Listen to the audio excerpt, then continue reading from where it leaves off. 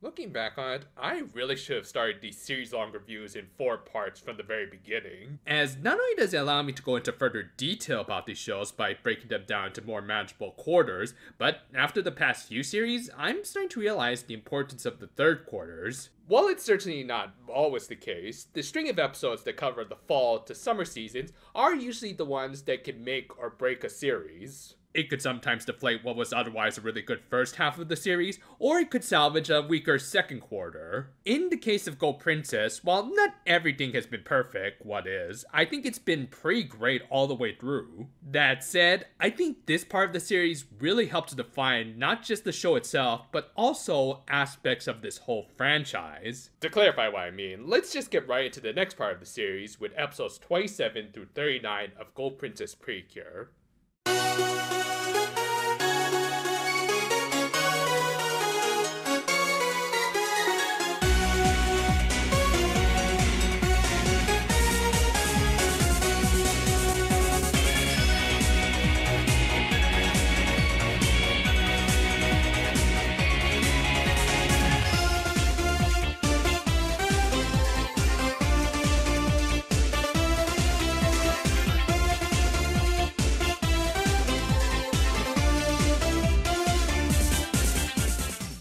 We return to this series with the requisite festival episode. Yeah, we do need one of these per season, if only to get the main characters into some yukata. Personal favorite was Yui, just for extra large layup buns of fun. But yeah, they went through most of the usual tropes for this sort of episode, and even a possible reference back to Smile.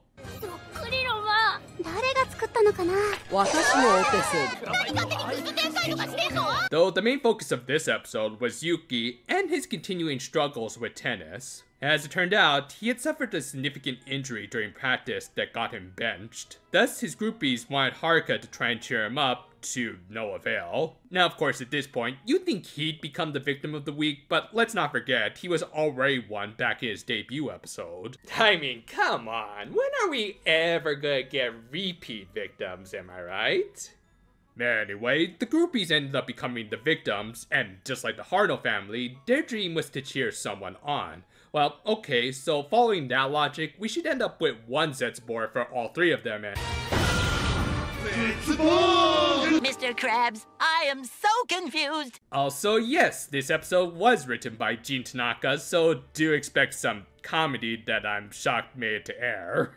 Anyway, while he wasn't the victim of the week, this still did lead to a bit of a shipping scene between Yuki and Haruka that, credit where it's due, did feel like a pretty good climax to their general arc, with Haruka giving the kids some tough love. She rightfully pointed out that he was being a bit of a whiny bitch who should appreciate what he did have, in particular his friends and supporters. Good stuff, and considering that this was written by the head writer, I do think that this was meant to also foreshadow some future developments for Haruka, as these very words would end up kind of rebounding back to her, but more on that in good time. We then rolled into another requisite episode type, the beach. Though to be fair, this one did have some variance in that one of our main heroines couldn't swim, and of course it was the fire type of this team. And after somehow exhausting all of the non-swimming activities and yet still had plenty of daylight left, seriously, they must have killed at least a few hours with all of this stuff. Toa needed to come clean, but her pride prevented her from admitting that she didn't even learn how to doggy paddle. And while this was obviously a Toa episode, we also got some good character bits from the other Cures as they realized that they were being a little insensitive to the fact that their friend couldn't swim. In particular, Haruka, who didn't even realize this until her friends pointed out, felt guilty for pressuring her into swimming. Just like with Tropical Rouge, I do like when they can slip in some characterization even for the non-spotlighted characters. That said, Toa was actually sharing the spotlight with someone else, as just before her little tactical retreat, Yui just outright admitted that she couldn't swim, giving her the unintentional one-up over the Princess of Flames. As a result, this gave the two a moment where they could both admit that they were envious of the other. For Toa, it was obviously the swimming thing, and for Yui, it was...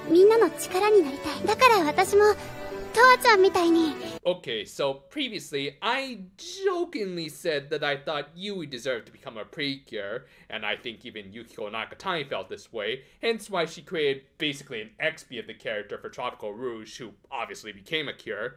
But in all truth, I think Yui works better as a Moogle. Without powers, she's done plenty for this team between crowd control and being the emotional center of everything. She's helped the Precure in small and big ways, all the while never really complaining in spite of all the insanity going on around her. The fact she does this all with no powers only makes it all the more impressive, and let's face it, unless some sort of ridiculous Hugto climax occurs, these human characters do need to learn how to defend themselves, hint hint.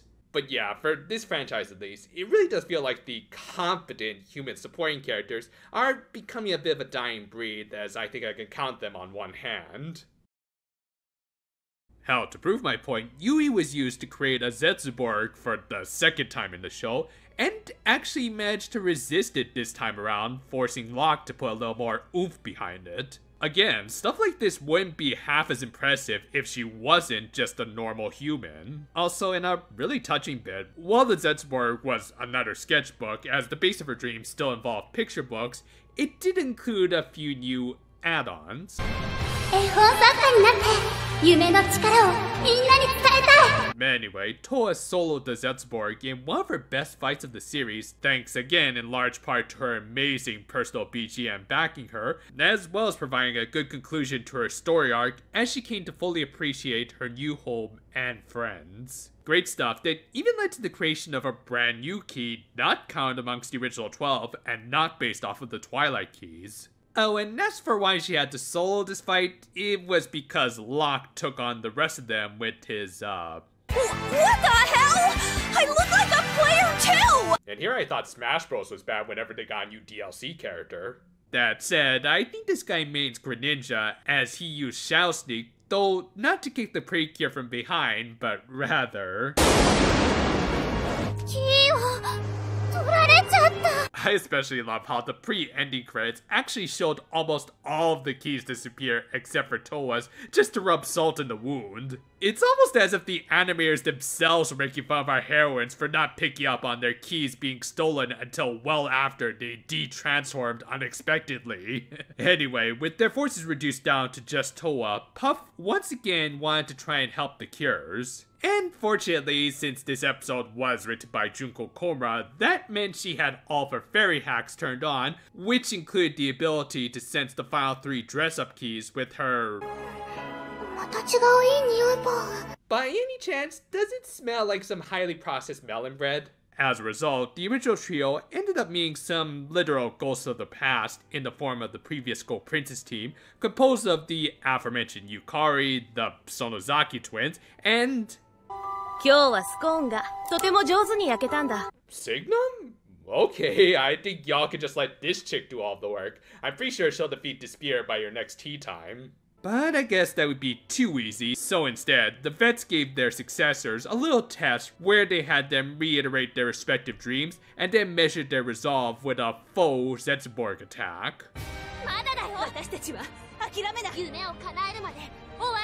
From there, they gave them projections of their original keys to have them fight a not-so-great battle. Yeah, it's pretty obvious that they were saving up their budget here for the next episode, which will totally be worth it as we'll soon see. On a side note though, the previous Cure Mermaid's framing here was a little awkward. It would kinda make sense if you came out from the middle like this, but when you do from the side like this, what is this, am I trying to carry up a log? Whatever, they passed their kind of basic, but still fairly powerful character trials. I mean, I don't expect May to top the Heartcatch 2-parter, and at least this episode also includes some spotlight for Puff in the process. With that, they acquired the final 3 keys, which couldn't have had better timing because the Castle of Dark Illusions had arrived. Quick, somebody call in Yuki to have him defeated in a very convoluted and nonsensical duel. Actually, it was Hope Kingdom itself, having been turned into Locke's personal mobile fortress Zetsuborg thanks to the power of the stolen dress-up keys. Thus, while Noble Academy was left in the more than capable hands of Toa and Yui, the original trio and the fairies stormed the castle. Okay, great character development and everything there, Birdie, but maybe you should stop calling the prince and his maid death flags.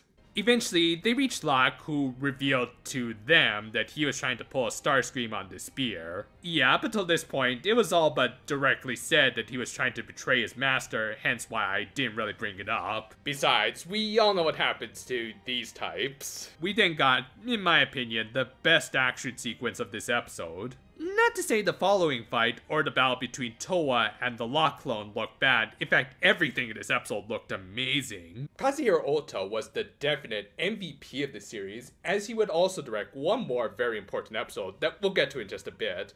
And it's a real shame that they've only ever used him very sparingly since this season because, well... Still, I like this sequence the most, as not only did it make Starscream here look like a serious threat before his obvious demise, but it also let the Cures and Puff show some serious grit, just narrowly dodging all of his attacks. The fact that they just barely managed to take their keys back really made it feel like they earned this victory. Amazing stuff. Anyway, they managed to destroy the core of the Castle Zetzborg, and as I said, reclaim their original keys. However, Locke still had a few tricks and defeat flags up his sleeve, so it was time for a transformation into... anyone want to tell him, or should I? To be fair, he was certainly no Oyashi, and provided another amazing Sakuga fight, with Haruka just kind of ignoring the laws of friction. Awesome stuff, even as Locke continued to dig his own grave. Toa managed to come in and make the save, and they made a comeback, which resulted in the kingdom being turned into a playset. Yeah, sorry about your house, Toa. Still, it gave them new super forms and a finisher that led to Locke getting the old Majorika treatment.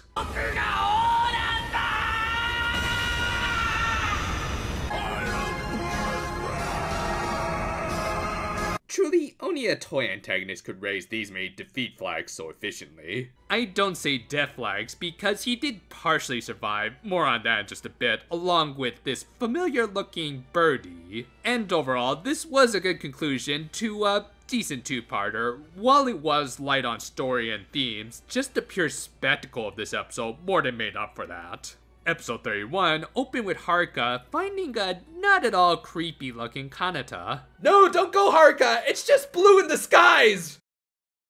Obviously, it was just a dream, though things would soon become a nightmare as the worst thing possible was occurring. Their summer vacation had ended!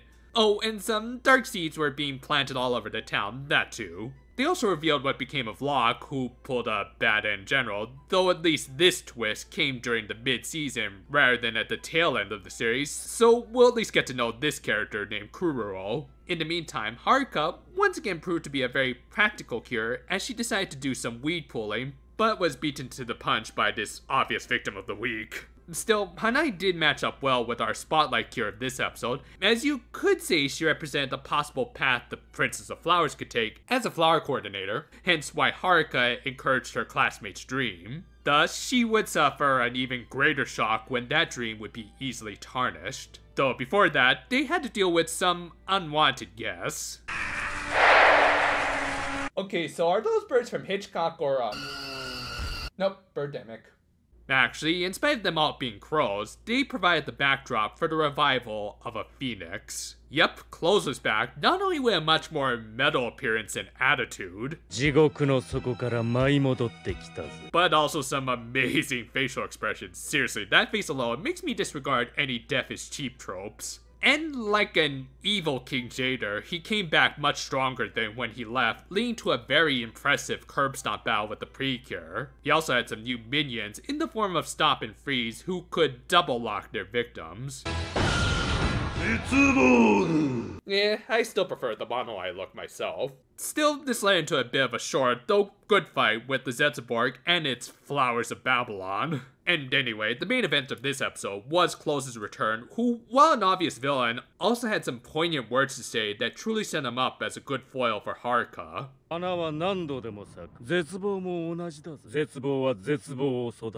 episode also saw the returns of characters like Shut, I mean, I at least missed him after his absence from the last episode, as well as the big bad of the series, back from her vacation thanks to Close collecting the despair of the defeated Locke. There was also one more kind of sort of return, but again, more on that later. Rolling right into the next episode, Noble Academy got an even more unwanted guest than Close with this simp. Also, the opening once again changed, this time replacing Locke with a much more intimidating Close, who also had his fight animation with Haruka updated, and Freeze and Stop became much more prominent after just being shadows in the last version.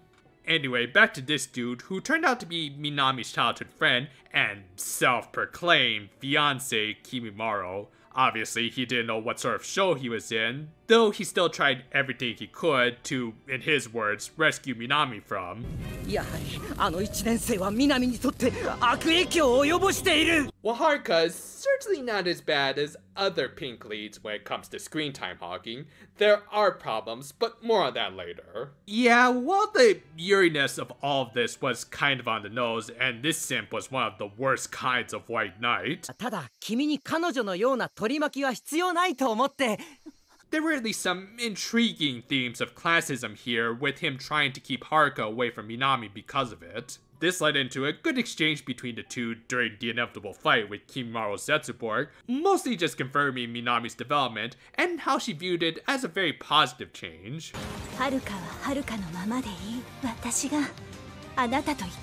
Honestly, a bit of a meh episode overall, and I kind of wish they just let this idiot rot in his cage, but definitely one for the Yuri fans of the show.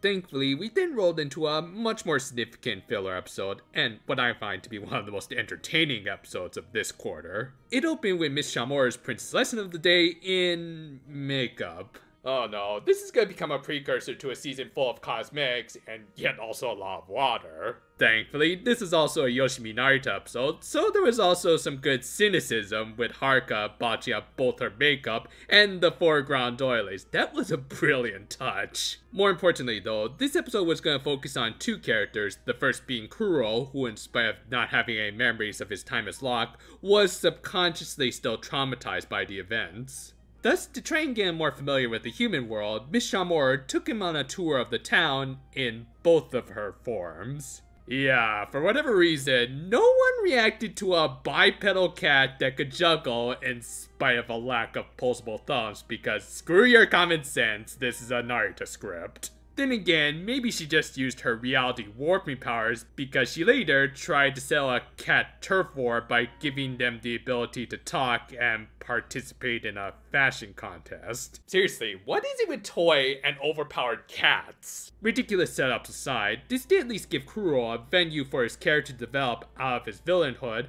as he became the fashion model for one of the cat teams. Concurrently, a still active, yet mostly washed up villain was having some issues with his appearance as Close forced Shut into action in spite of him not having his makeup done.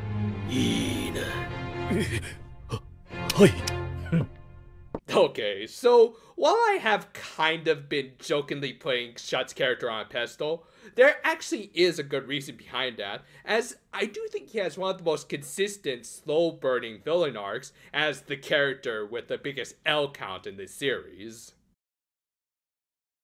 Yeah, there's no getting around it. This guy is a loser, but a lovable loser whom we can feel sympathy towards. This is all thanks to him having some of the best jobber writing in the franchise. If there's one thing that I think both modern toy and pro wrestling have lost a knack for, it's writing good jobber characters, and there is an art to that.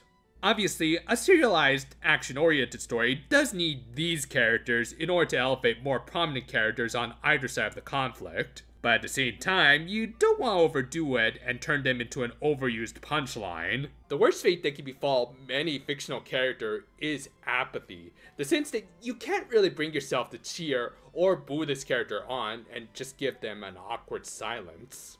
Of course, there are ways of avoiding this while still having the character lose all the time. Most notably, by giving them a good personality and, as I just said, keeping their arcs consistent. To this day, the original 3 Bad End Generals remain my favorite villains of this franchise, even though they never really ended a single episode with an actual victory. And yet, they were both hilarious and worked much harder than some other villains, especially Joker. Same can be said for Shut, who ever since his debut back in episode 3 has remained a constant workhorse antagonist even when both of his current bosses decide to take vacations. That surprisingly blue-collar nature, plus some of his hilarious antics, when he's not stalking Toa, thankfully he's gotten over that by this point in the story, make him the underdog that we do like to cheer on even when he's technically on the wrong side. Back with the Precure, both teams revealed their results, and Miss Shamor called for a coffee break. Yeah, not too surprisingly, she did this mostly just to get all of the cats on the same page,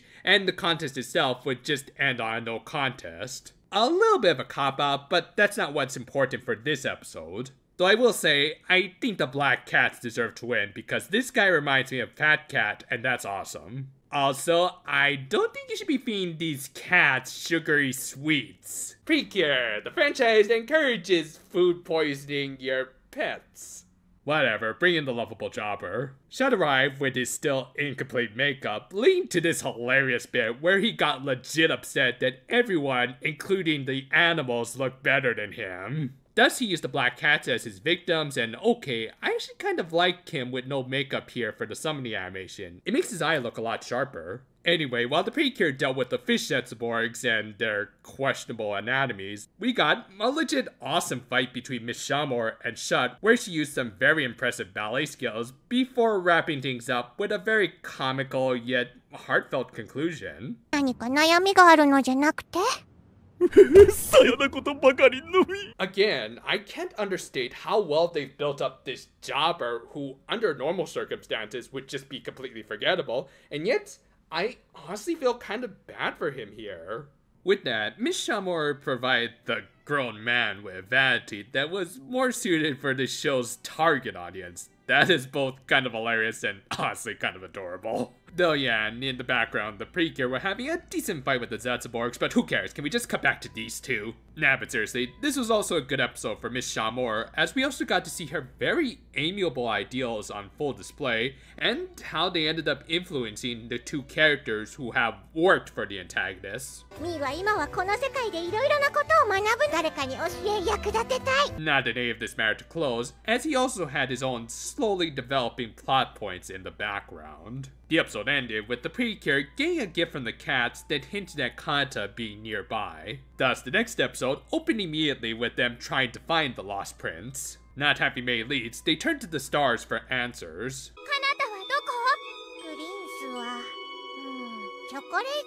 Well, I have heard it's a very popular brand of biscuits. No, as it turned out, they got their answer from the Precure of the Stars, who brought them some chocolates from a princess modeling contest where the prize was a day with a prince. Thus, Haruka decided to enter the contest, and after somehow getting past the first round, I guess they'll take anyone who likes their product, she now needed to actually walk down the runway. Obviously, she had no idea how to walk like a model, so she got some lessons from Kya in a simple yet actually really good sequence showing off the importance of practical training. In fact, in many cases, I would say practicality is the most important word to a yellow cure. For a magical girl, she understands that there's no shortcut to stardom, and that you do have to sometimes think on your feet in order to get ahead in life, which she ends up sharing with her friend. Anyway, I also really liked this episode for the slow interaction between Shut and the Mouseier duel, as he explained the importance of makeup.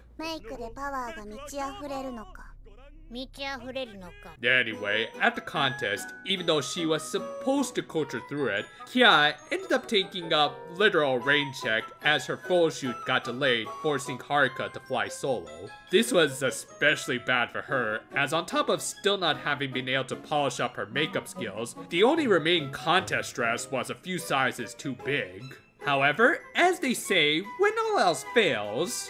Duck it. Again, Kya's practicality lesson saved the day, and while Haruka didn't win the contest, she at least got the Honorable Mention award. Oh, and there was also some fight in between all of this. Again, nothing against this stuff, as even for an Aoyama episode, the animation here wasn't that bad. It's just that the main story here was just so well written, it kind of overshadowed it, which I actually kind of prefer for the show. Still, this also did hint at future developments for Kya, where her career would end up interfering not just with helping her friends, but also some of her other important duties, but more on that next time. Anyway, not too surprisingly, Kanata wasn't the prize at the contest. I mean, come on, it wasn't like they were just gonna find him wandering the streets or something, oh. With that, episode 35 opened with our heroines handing out missing person flyers all over town. I'm just gonna guess these were drawn by Yui, judging by that art style. But yeah, I guess they were gonna spend the whole episode looking for Kanata, because again, it's not as though they're just gonna find him with, say, a side character from a previous episode and, I gotta learn how to stop jinxing myself. So they found Kanata, but considering how many cliches this dude has already fulfilled, why don't we check off just one more? As it turned out, Geppetto had found him and gave him a very specific patch job, and also discovered that he had fondness for violins, which of course was more than enough reason to let this total stranger stay at his place. The Precure tried to jog his memory, and he gave the most appropriate response, especially after learning what his and his little sister's names were. The rest of their company-sponsored presentation certainly didn't help matters, and even playing his very thematically important song for him didn't help, in honestly a pretty sad scene, especially if you're viewing this from Toa's standpoint. And they soon realized that the biggest hangup for him might have been the fact that Kanata had almost never been to the human world before. This, however, made Haruka realize there was one place they could take him. So the next day, they made their way to Haruka's hometown, where they saw some of the kids from Doremi. Yeah, you can really tell when Hiroyuki Kawano directs the animation, as well as the meadow where they first met. It too didn't work, and I gotta give credit to the direction in this scene, with both Haruka and Toa just quietly accepting the fact that Kanata was still lost to them. Fortunately, the rest of their group was there to cheer them up alongside the kids from earlier. Moreover, Haruka was starting to pick up on the fact that trying to force the amnesiac victim to instantly remember everything probably wasn't a good idea. And from there, she would continue to consider Kanata's feelings, though this would cause a few issues in a few episodes later. Anyway, we also got a fight with Stop and Freeze, using a little girl to create a princess Zetsuborg. Yeah, kinda surprising it took them this long to make a monster like this, and for an otherwise throwaway fight. Still, at least it had some creative usage of its princess curls. I mean, I'll take tentacles over the overused drills and oh, never mind. Anyway, it was still a really good fight, as usual, that allowed Haruka to leave a good impression on her boy toy. Following this, we got a Minami episode to hopefully subside some of Kimimaro's fears. They all went to meet Minami's family on their cruise ship, and while Haruka slipping up on her introductions was hilarious, I think her parents really should have questioned why Kanata was the only dude in their group. Just saying, he is voiced by a harem protag. Anyway, they also took some time explaining what went into constructing such a luxurious cruiser, and how Minami would eventually inherit all of it. Well, okay, so we're gonna spend this episode exploring these future prospects for her, and who is that? That's funny, you don't look like a flamingo senpai. Actually, this lady was a marine vet who loved sea critters like Tina, and I'm guessing also used them in her NP. Asuka and Minami ended up forming a friendship over their love for sea creatures, to the point that the latter even got interested in the former's occupation, and yeah, this was the beginning of the Blue Cure curse, wasn't it? If you haven't watched all of my videos, I'm talking about the trope of the Blue Cure who rather suddenly pulls a massive job change into a doctor of some sort, in spite of more than half of the season building towards another occupation, and of course all of the impracticalities that come with making such a drastic shift. Now, you could consider consider Reika to be the first victim of this curse, considering her indecisiveness near the end of Smile, but even then, at least she wasn't training for any specific job. Meanwhile, with Minami, in spite of this season mostly building up her career skill set as being an organizer and leader, she's now suddenly showing a knack for marine biology. I mean, yeah, she's always shown an interest in the ocean, but that always felt more like a byproduct of the fact that her family mostly owned beach resorts. It just seems like a rather drastic shift in occupation, especially when you consider becoming a doctor of any practice requires years of specialized training and schooling. This pattern would unfortunately fall through with Saya, though it was somewhat subverted with Chiyu. Yeah, just so we're clear, I'm not against a person choosing a different career path, as that often does happen in real life. I'm against sudden and drastic changes. We're almost at the end of the third quarter of the series, and now we're starting this job change arc for Minami? Compare this with Chiyu, who, and I counted, had an equal number of spotlight episodes focusing on her two possible career paths of innkeeping and high jumping.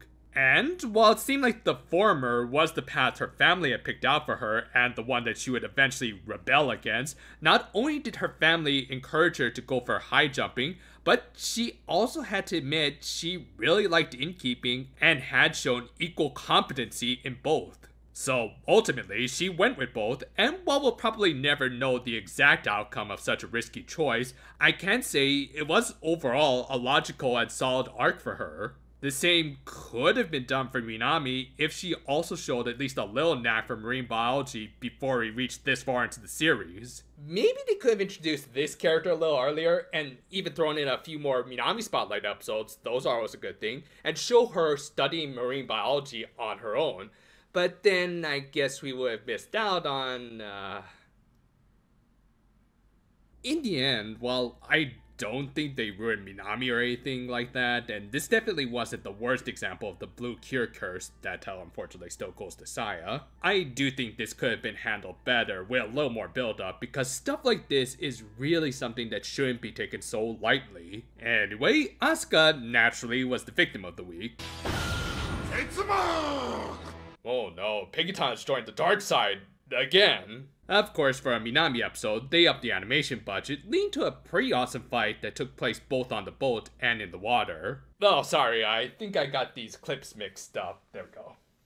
With that, the episode ended with Asuka unintentionally giving Minami a bit of an ultimatum that she would have to face. Following this, we got a Haruka-centric episode with her being nominated for the role of Juliet in her class's rendition of the play. Okay, just so we're clear, I still really like this part of the series, and even think this episode is pretty great on its own, but at the same time, I do have to admit, things are getting a little Pink-centric, especially considering that the last 3 episodes we'll cover, they're all going to be Haruka-focused.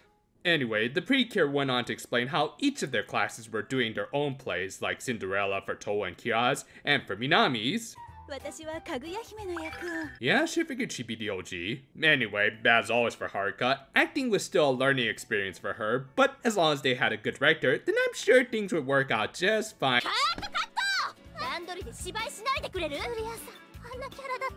Well, obviously, you've never seen her in any of the Holy Grail Wars. That said, she really wasn't getting into the role, as Rin even pointed out that maybe she needed to learn what it was like to fall in love with someone to really get into character. Well, how convenient that she had her own personal Romeo available. I mean, to his credit, Kanata was able to instantly get into the role. I'm guessing even with his amnesia, his princey skills were still in play. Moreover, it led to this great and very important line from Haruka.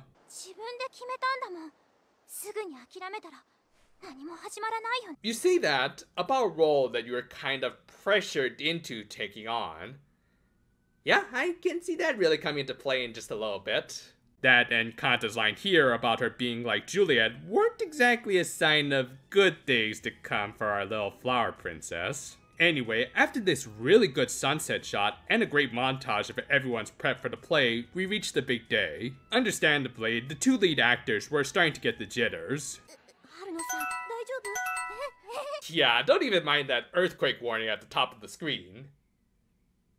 Seriously, the timing on that. Romeo unfortunately tried to get some air and ran into the Despair twins. And to double up the trouble, they also got Rin while she was searching for him, leading into another really good fight, though this one was really unique as the director Zetzborg had a 70-second stopwatch bomb, and they included an actual timer in the bottom right-hand corner throughout almost the entire fight. And even when they cut away from it, they still properly counted down, thereby circumventing the usual force drama of a ticking time bomb because this one was for reals. Just absolutely brilliant.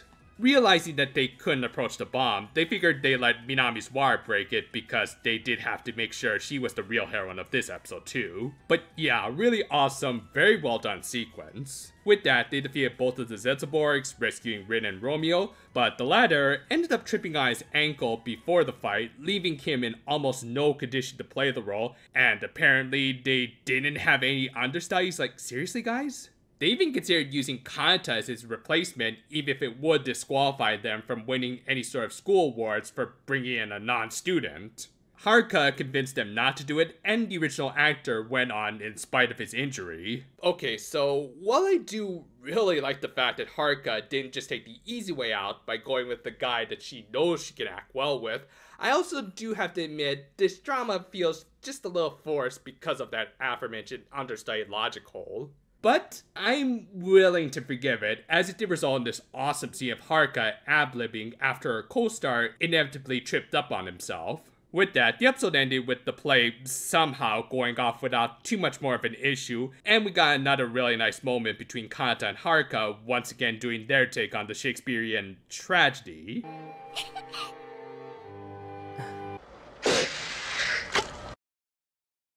With that, we reached the penultimate episode we'll cover for today, which opened with...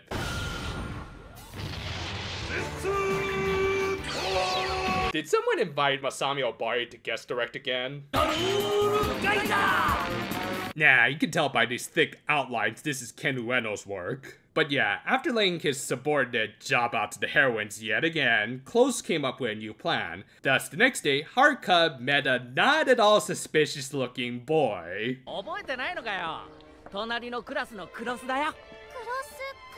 Yeah, you can totally trust this guy who looks and sounds like a Dachi from Persona 4. By the way, who wrote this episode? Oh boy.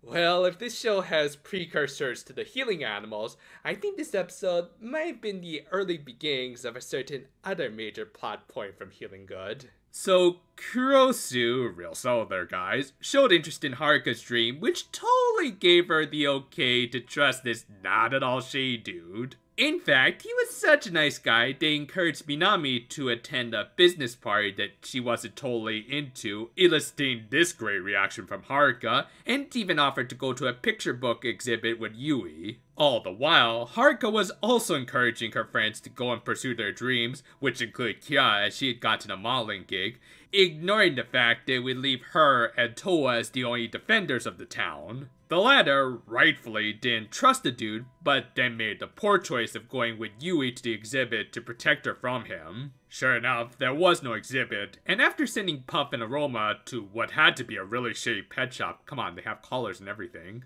Haruka was all alone with this guy, who in a big twist turned out to be... What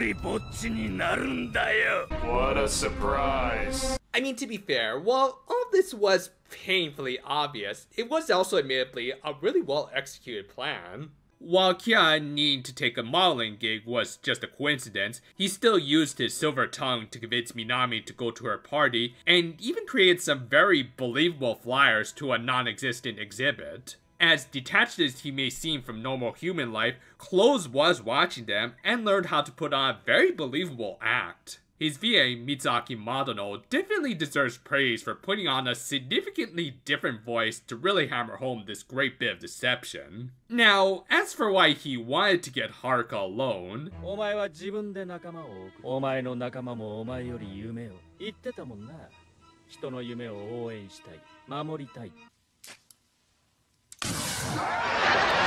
So, yeah, about that other Healing Good plot point that I think Komura might have started developing here. I'll admit, I didn't really notice this until I did my analysis for this video, but the parallels between this and Nodoka and Darizen's arc are kind of blatant, especially near the end of that series. To the point that it did kind of uncomfortably become an allegory for an abusive relationship. Granted, Close wasn't at all in a bad position like Darizen, and in the end, he will get the much better end of the stick, but the point still stands. Based on interviews with Komura, it does seem like she enjoys writing these sorts of stories, which I'm not at all against, as I do think it's important to teach audiences of really any age or gender how not to get locked into a toxic relationship.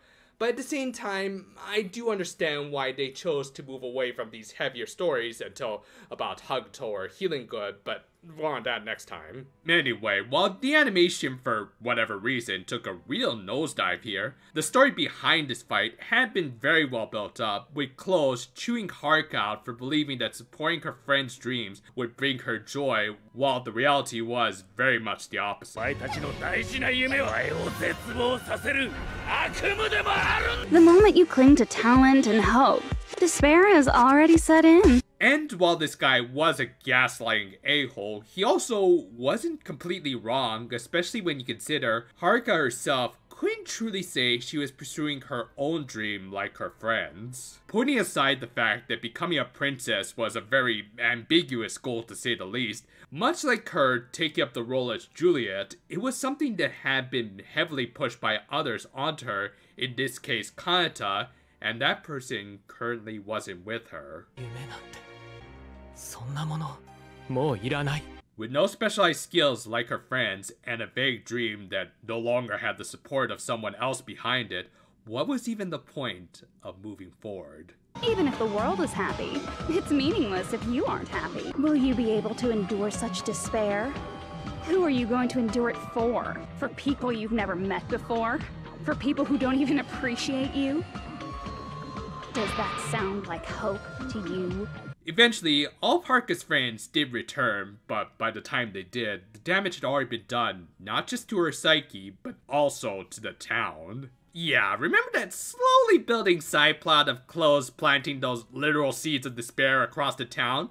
Well, they had been growing steadily with each Zetsuborg creation, and all they needed was one last push and a main power source. And, ironically enough, it came from our main heroine. Thus, it didn't take long before the whole town was full of Zetsuborgs, even shocking shut. The Precure tried to hold out as best they could without their leader, not knowing that it was because of that same leader that this fight would likely never end. I really liked it. I really like this setup, with the pure irony of the main protagonist's loss of will to fight basically becoming the battery for the villains to feed off of. It just makes for such good drama. Thus, it does feel a little bit forced when Close here kind of revealed their plans.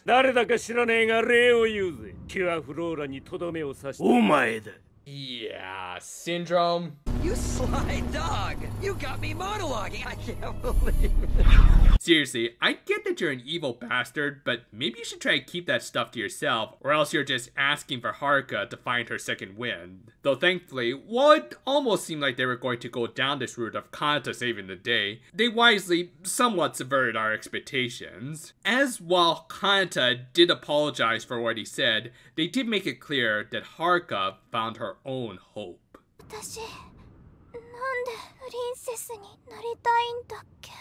You're scared of moving toward the future with such a heavy burden, right? Yeah. I'm scared. I'm obviously terrified of that. While it was true that she had a lot of people backing her, the one person who was truly pushing for Haruka Haruno's dream was the little girl herself. That's why you can't hesitate now. Resolve to throw everything away and give it everything you got. I'll be cheering for you too. Her hopes and dreams were metaphysically something shared with all of her friends, and yet also something all her own. Let's go, princess.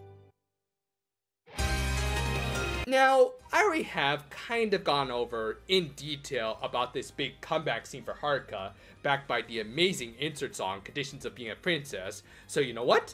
Let's go over it again because it is that amazing of a scene. I mean, okay, a few new things I've learned since then has been the fact that a lot of the credit for the direction of this scene should go to Kazuhiro Ota, whom unfortunately we haven't seen much of in this franchise since this series, along with Mikio Fujihara, Shingo Fuji, and Nishiki Itooka, who provided some key animations. And while it was clear that those three had very different styles, I think only Itooka would be insane enough to put this much needless detail into close his pissed off face. It's still all blended incredibly well thanks to the great direction and just the pure adrenaline this scene generates. After all, this was a pivotal moment for Haruka, as not only had she reaffirmed her own dream, but had also acknowledged the fact that there would be a lot of hurdles that she would need to overcome, sometimes even alone, which hasn't really been a thing for her up until this point. Now though, she was willing to take all of her bumps and bruises, not to live up to anyone's expectations, but her own. It's a powerful scene, backed by an amazing song that, while a little on the nose with its lyrics, it's so well composed and sung by the whole team that I'm able to disregard the pure cheese factor of it all. I've seen this one scene 1,000 times, and yet years later, it still gives me all of the same excitement, feels, and laughs. Thanks for coming, Shut. With that though, the fight did end with another blatant toy commercial as Kanata conveniently returned because amnesia induced by brute force trauma is just a little inconvenience that you can overcome when the time is right. Well, duh. But yeah, just like his old violin, a fancy accessory that Haruka bought for him in the previous episode got turned into a much cheaper looking plastic toy. Whatever, cheap add-on or not, it did give us a pretty cool new finisher with the Cures rising up to literal epic heights. I love this part of the sky parting, before delivering a dive through 4 rings representing each of them. In that sense, it kinda reminds me of Kamen Rider Oz's kick, which is always a good thing in my book. Naturally though, this didn't defeat Close and his goons. I doubt Soldat J would appreciate being defeated by a variant of his own best attack. Still with that, this fantastic two-parter ended with a really touchy reunion between Towa and Kanata, and of course, our main heroine having reunited with a little part of herself.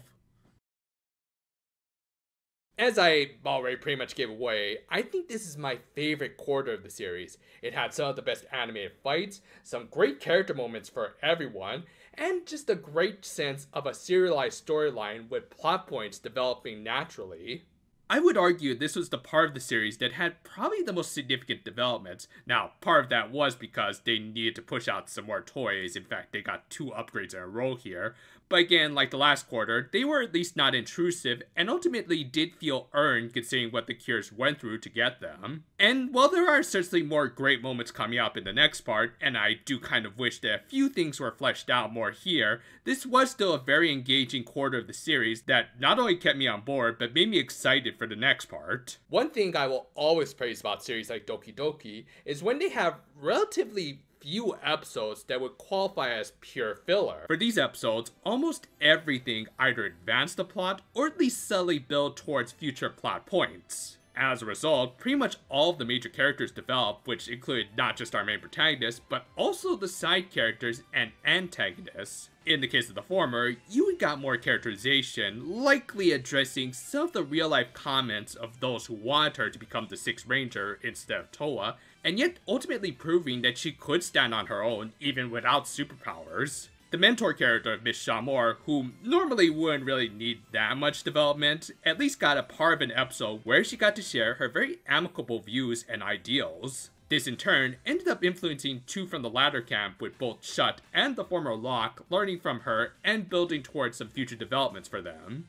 Though of course, the big standout amongst the villains was Close. While he wasn't quite as fleshed out as his cohorts, having been dead for a good chunk of the series, he didn't really need it, as he more than made up for it through impact by just coming back as a total badass and significantly shaking up the status quo. And while you could say he's a much different character than when we last saw him, he also did go out fighting, so you could say this was a case of that malice carrying over to this new incarnation. Ultimately, I don't think even fans minded too much, considering he was a good case of absence making the heart grow fonder, especially with this sort of payoff. In general, the villains just had so many great dynamics going on, from the Starscream to the sympathetic Jobber, and it would only get better as we entered into the final quarter of the series. Of course, all of this would be meaningless if our main cast wasn't on their A-game, and while yes, this quarter did give Haruka the lion's share of the spotlight, I wouldn't say it was overbearing or uncalled for. After all, the other Precure did at least get some good spotlight episodes of their own. Towa got a good showing, where she was able to reveal a more vulnerable side, which in turn led to the aforementioned development for Yui. And by doing so, she was able to truly become a member of her team, as even kind of symbolized by her fourth key, showing that true friends will accept any and all of your faults. Kyo was able to really show off her adaptability, and how sometimes you just have to adjust your plans with some good old practicality, even if the situation isn't totally in your favor.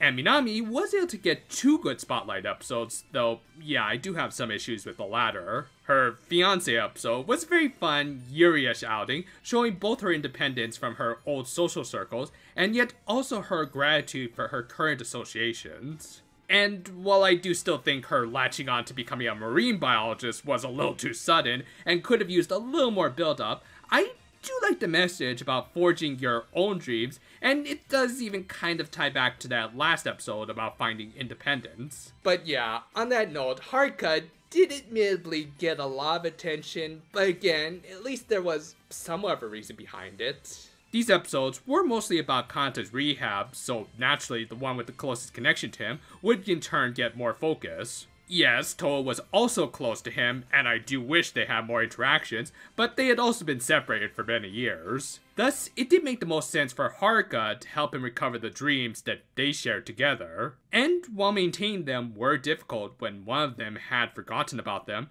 Haruka throughout this proved her strength of character in not only supporting her own dreams, but also others. Thus, while I do agree that she did get a little too much screen time, it did at least contribute to the overarching plot. Moreover, this sort of drama did lead to some great fights that not only looked good as usual, but also had a lot of emotion behind them. To really get your viewer invested in a fight, we should get to know everyone's motivations and be able to see them fully act on them, which this part of the series really accomplished, with the exception of maybe Stop and Freeze, though they're not really meant to have characters. Overall, this core really helped to define not just the show itself, but also what it meant to be a Precure. Sometimes it's not enough just to use your fist to solve your problems. Sometimes you need to have the patience, the drive, and above all else, the sincerity to rise above others. Keeping hope and dreams alive isn't always easy, but often they're more than worth protecting. Thanks for watching, and sorry for the late upload. I was actually planning on recording this a lot sooner, but then YouTube had to go and lock my channel for a few weeks. Still, I will try to make up for the lost time with some more videos. Next up, before we close out this series, I think we're just going to take a little detour to really analyze what makes for a good toy protagonist, be it a Cure, Rider, or Sentai. Look forward to it. Until then though, for now my friends, and ooh, looks like some of Close's birds are still around. Don't worry, I have the perfect weapon to deal with them.